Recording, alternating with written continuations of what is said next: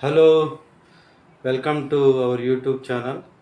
దసరా నవరాత్రుల్లో భాగంగా ఈరోజు విజయవాడ ఇంద్రకీలాద్రిపై దుర్గమ్మ అమ్మవారు 5వ రోజు మహాచండీదేవి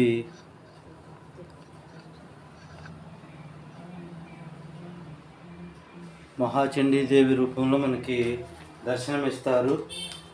అయితే ఈ రోజుకి లలిత పంచమి అని కూడా అంటారు. కాళీమాతను పోలి ఉండే ఉగ్ర రూపంలోనూ మరియు ప్రసన్న వదనంతో కొలువైన రూపంలోనూ చండీమాత దర్శనమిస్తారు. అమ్మవారి ఉద్భవం వెనక పురాణాల్లో ఒక కథ ఉంది. రాక్షసులు ఇంద్రుడి సింహాసనాన్ని లాక్కోవడానికి ఎన్నో ప్రయత్నాలు చేస్తుంటారు.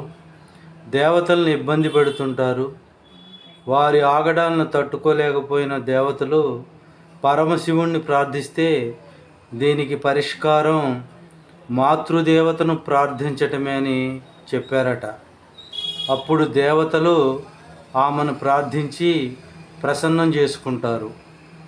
అప్పుడు అమ్మవారి అనుగ్రహంతో సరస్వతి, లక్ష్మి, మహాకాళి, చండీ రూపం ధరించి రాక్షసుల్ని సంహరిస్తారు.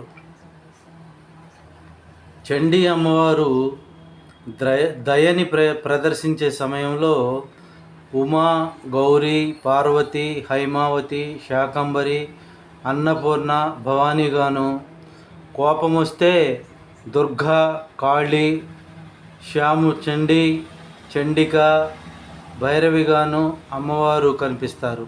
అంటే మంచికి దయతో, చెడుకు కాళీమాతగాను రెండు మనస్తత్వాలు మనం అమ్మలో కనిపిస్తాయి.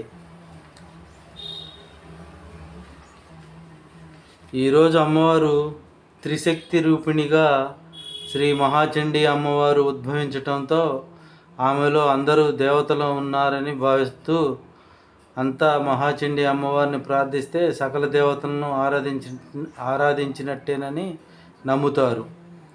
అమ్మవారిని మనసారా ప్రార్థిస్తే విద్య, కీర్తి, సంపదలు లభిస్తాయని, శత్రువులైన మిత్రులుగా మారతానని నమ్ముతారు.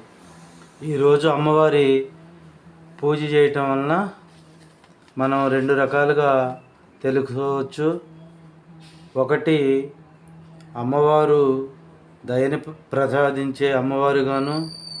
2, కోపం వస్తే దుర్గా, కాళీ, శ్యామచండి, చండిక, భైరవిగాను అమ్మవారు కనిపిస్తారు.